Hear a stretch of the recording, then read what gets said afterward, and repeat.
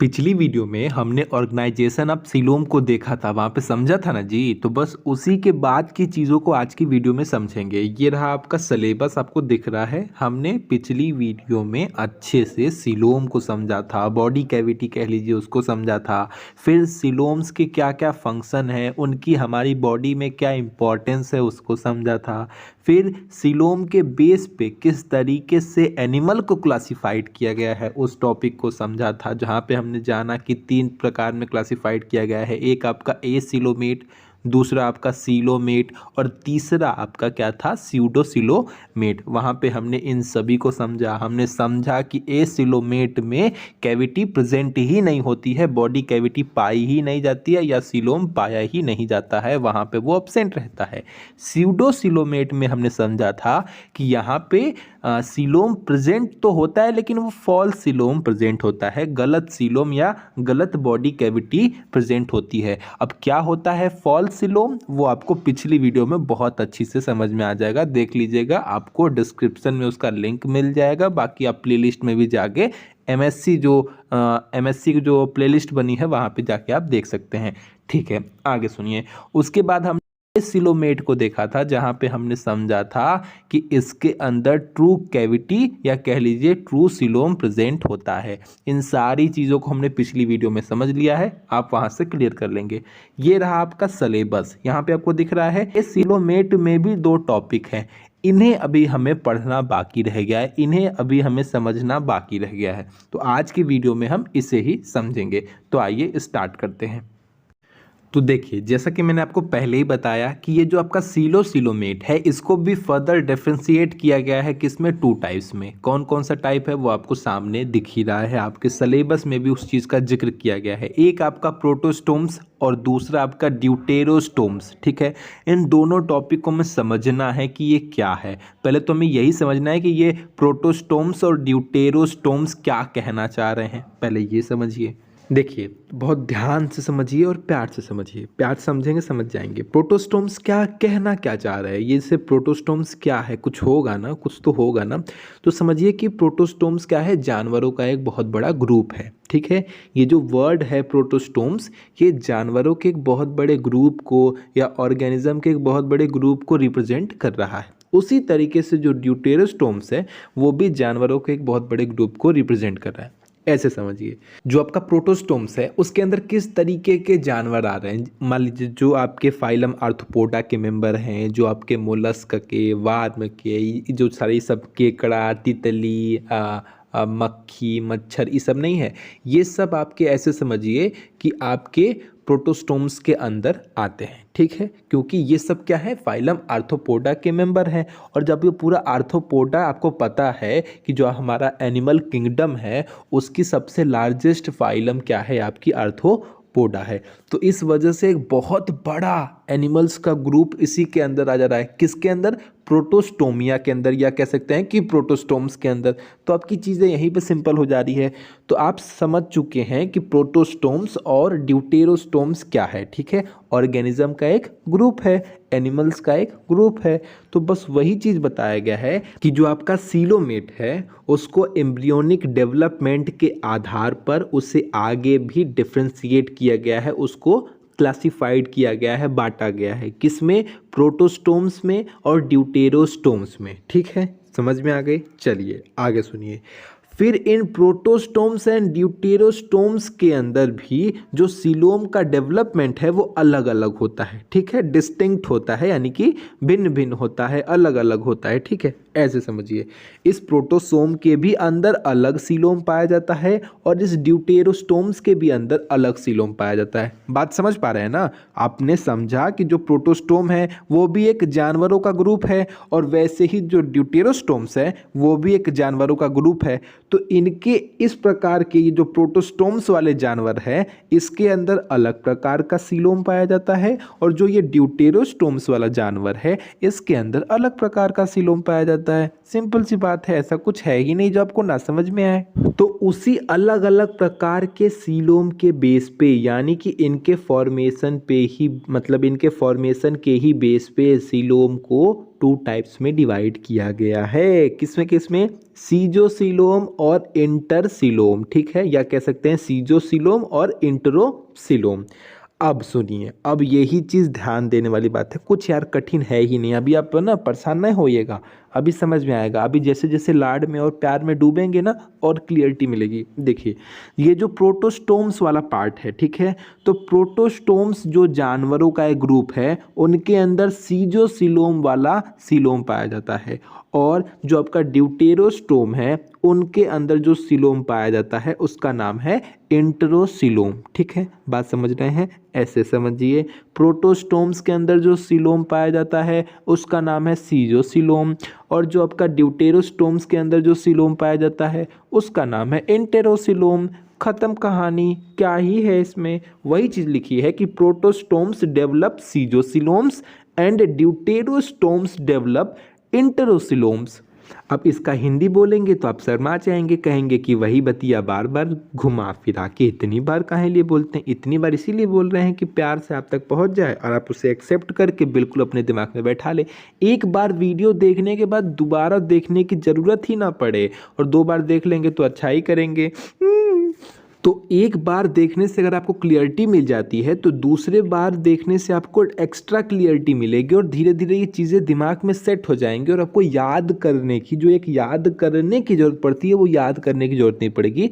चीज़ें आपको समझ में आ जाएगी, तो अपने आप दिमाग एक के बाद एक स्टेप को काउंट करना स्टार्ट कर देगा कि हाँ ये चीज़ें थी, 3 टाइप में बटा था। फिर उसमें भी जो सीलोमेट वाला था उसको भी फर्दर डिफ्रेंशिएट किया गया था 2 टाइप्स के अंदर, और वो जो 2 टाइप्स के अंदर बांटा गया था वो क्या है? जानवरों का एक बहुत बड़ा ग्रुप है, तो उनके अंदर भी अलग अलग प्रकार का सीलोम पाया जाता था। तो जो आपका जो प्रोटोस्टोम्स था उसके अंदर सीजोसीलोम पाया जाता था, और जो आपका ड्यूटेरोस्टोम था उसके अंदर इंटरोसीलोम पाया जाता था। यानी कि जो प्रोटोस्टोम्स के अंदर जो भी जानवर आते थे उनके अंदर जो सीलोम पाया जाता था उसका नाम सीजोसीलोम था, और जो ड्यूटेरोस्टोम्स के अंदर जो भी प्रकार के ऑर्गेनिज्म या जानवर आते हैं उनके अंदर जो सीलोम पाया जाता है उसका नाम इंटरोसीलोम है। कहानी खत्म खत्म खत्म।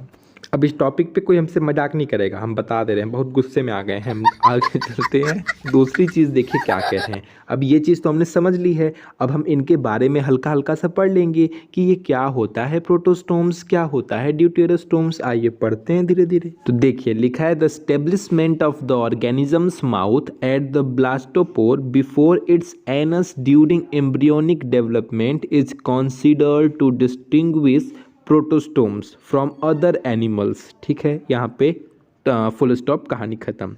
इसके बाद का भी पढ़ देते हैं, एक साथ ही बता देते हैं। काही है ही, सिंपल सी तो बात लिखी है। अब उसके अंदर कौन कौन से एग्जाम्पल हमें दिए हुए हैं। अब इस प्रोटोसोम्स के अंदर कौन कौन से फाइलम के जानवर आते हैं उनके बारे में बताया गया है। तो जो आपके आर्थ्रोपोडा के जानवर हो गए या मेंबर हो गए, जो आपके फ्लैट वॉर्म्स हो गए, जो आपके एनिलिडा हो गई, जो मोलस्क हो गए, ये सब क्या है? वेल नोन प्रोटोस्टोम्स हैं। ठीक है, बहुत जानते, वेल नोन समझ रहे हैं ना, एकदम जानते हुए प्रोटोस्टोम्स हैं। ठीक, अब इतनी बात समझ गए। अब इसका हिंदी समझिए। देखिए, इस पूरे अक्षर को हम अगर प्रेम से बताएं कम शब्दों में तो ऐसे समझिए कि जो आपका प्रोटोस्टोम्स होता है इसमें एम्ब्रियोनिक डेवलपमेंट के दौरान जो ब्लास्टोपोर होता है, ये जो पार्ट दिख रहा है फिगर में, यही है आपका ब्लास्टोपोर।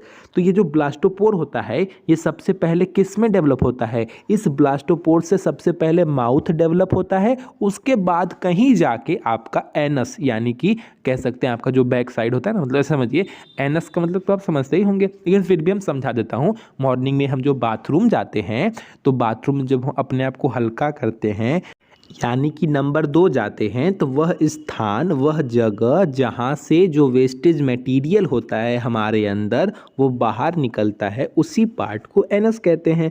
बहुत ही सभ्य तरीके से हमने इसको परिभाषित कर दिया, मतलब डिफाइन कर दिया। समझ गए क्या होता है एनस? तो समझिए, तो जो प्रोटोसोम होता है, मतलब प्रोटोस्टोम्स होता है, इसमें जो ब्लास्टोपोर होता है उससे सबसे पहले क्या डेवलप होता है? सबसे पहले आपका माउथ डेवलप होता है, उसके बाद आपका कहीं एनस एनस डेवलप होता है, जबकि ड्यूटेरोस्टोम्स के अंदर ऐसा नहीं है।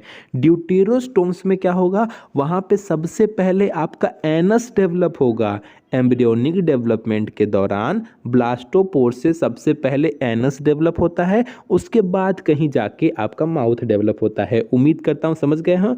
और ये जो आपका ड्यूटेरोस्टोम्स है, इसी के एग्जाम्पल हम लोग हैं, यानी कि इंसान।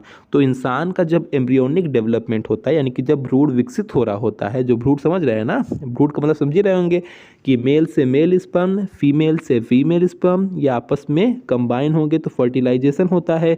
तो वही फर्टिलाइजेशन के बाद क्या बन जाता है, आपका जाइगोट बनता है, और यही जाइगोट डेवलप होके एम्ब्रियो का फॉर्मेशन कर लेते हैं। तो जब इसी एम्ब्रियो का डेवलपमेंट हो रहा होता है, तो इसी एम्ब्रियोनिक डेवलपमेंट के दौरान जो हमारे अंदर सबसे पहले ब्लास्टोपोर से क्या बनता है, एनस बनता है, हमारा बैक साइड बनता है, उसके बाद कहीं हमारा मुंह बनता है। समझ गए ना? उम्मीद करता हूँ समझ गए होंगे। यही थी पूरी टॉपिक, यही था ड्यूटेरोस्टोम्स एंड प्रोटोस्टोम्स। खत्म। चलिए अब इसके बाद इसी के अंदर जो सीलोम पाया जाता है, क्योंकि प्रोटोस्टोम्स के अंदर अलग सीलोम पाया जाता है और ड्यूटेरोस्टोम्स के अंदर अलग सीलोम पाया जाता है। इसके अंदर जो सीलोम पाया जाता है उसे क्या कहते हैं, और इसके अंदर जो सीलोम पाया जाता है उसे क्या कहते हैं, बस उसे देख लेंगे, हमारा ये टॉपिक खत्म हो जाएगा। एक चीज़ और छोटी सी, यहाँ पे इसके एग्जाम्पल तो हैं ही लिखे, लेकिन फिर भी ये आर्थ्रोपोडा क्या है, मोलस्क क्या है, या इसके अंदर कौन कौन से जीव आते हैं। वैसे तो मैंने आपको बता ही दिया कि आर्थ्रोपोडा एक सिंपल सी चीज़ें मैंने बता ही दिया, जो आपकी सेगमेंटेड बॉडी नहीं होती, जहाँ पे पैर टूटे होते हैं, मतलब कई पार्ट में पैर होते हैं, या आप कह सकते हैं जिनके अंदर एक्सोस्केलेटन पाया जाता है, जो उनका कंकाल तंत्र होता है वो बाहर पाया जाता है, वो सब क्या है, वो सब आपके आर्थ्रोपोडा के मेंबर हैं। या मैं आपको ऐसे समझा देता हूँ कि आपको मैं इन सभी छोटे छोटे टॉपिक्स के ऊपर शॉर्ट्स वीडियो बना के डाल दूंगा, जहाँ पे हम एक एक टॉपिक करके समझ लेंगे कि क्या आर्थ्रोपोडा के अंदर कौन कौन से आपके मेंबर आते हैं, मोलस्क के अंदर कौन से, ठीक है। तो वहाँ पे आप इसे क्लियर कर लीजिएगा। अब हम थोड़ा उसे देख लेते हैं। देखिए सीजोसीलोम के बारे में देख रहे हैं। हमें पता है कि सीजोसीलोम आपके जो प्रोटोस्टोम्स के अंदर जो भी एनिमल्स के ग्रुप आते हैं उनके अंदर प्रेजेंट होता है। ये चीज़ हम जान चुके हैं, रट्टा मार के याद कर चुके हैं, समझ भी चुके हैं, ठीक है। प्रोटोस्टोम्स के अंदर सीजोसीलोम पाया जाता है। प्रोटोस्टोम्स के अंदर जो सीलोम पाया जाता है उसे सीजोसीलोम कहते हैं। बहुत अलग अलग तरीकों से आप कह सकते हैं, या इस तरीके से भी कह सकते हैं कि सीजोसीलोम है वो प्रोटोस्टोम्स के अंदर प्रेजेंट होता है। आपके अपने अपने कहने के तरीके, कान ऐसे पकड़िए, वैसे पकड़िए, जैसे मन तैसे पकड़िए, बस पकड़िए, ठीक है।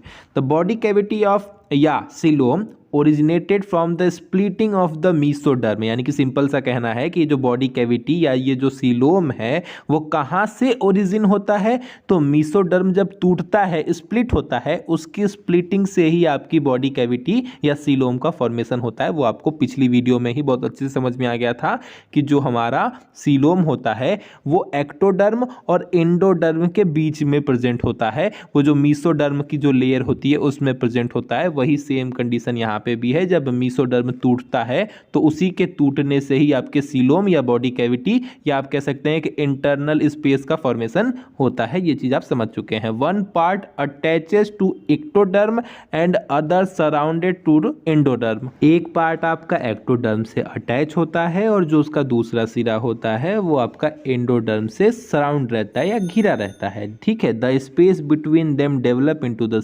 सीलोम, मतलब इनके बीच का जो स्पेस है वही आपका सीलोम में डेवलप हो जाता है। ये सब चीजें आपको पिछली वीडियो में बहुत क्लियरली बताई गई है यार, क्या ही समझना। The blastophore from the mouth, और जो इनमें ब्लास्टोफोर प्रेजेंट होता है, जो मैंने आपको बताया कि वो ब्लास्टोपोर ही क्या करता है, सबसे पहले माउथ का फॉर्मेशन करता है, ठीक है। इसमें सीजोसीलोम में ब्लास्टोपोर माउथ का फॉर्मेशन करता है, और जो इसको बाद वाला देखेंगे हम, उसमें क्या देखेंगे, उसमें हम देखेंगे कि जो ब्लास्टोपोर है वो सबसे पहले एनस का फॉर्मेशन करता है। इसमें माउथ का फॉर्मेशन करता है और उसमें एनस का फॉर्मेशन करता है। अब यही सीजोसीलोम एनिमल्स के एग्जाम्पल दिए हुए हैं, जैसे आपका एनिलीडा हो गया, आर्थ्रोपोडा के जो फाइलम के जो मेंबर होते हैं वो हो गए, चाहे आपके मोलस्का हो गए, ये सभी के अंदर सीजोसीलोम पाया जाता है, ठीक है। इन सभी प्रकार के एनिमल्स के अंदर कौन सा सीलोम देखने को मिलता है, तो सीजोसीलोम देखने को मिलता है। सिंपल सी बात है। और सुनिए, जो मोलस्का और आर्थ्रोपोडा होते हैं इनके अंदर जो सीलोम पाया जाता है वो आपके ब्लड से भरा होता है, और जो सीलोम ब्लड से भरा होता है उसे होमोसीलोम कहते हैं, ठीक है।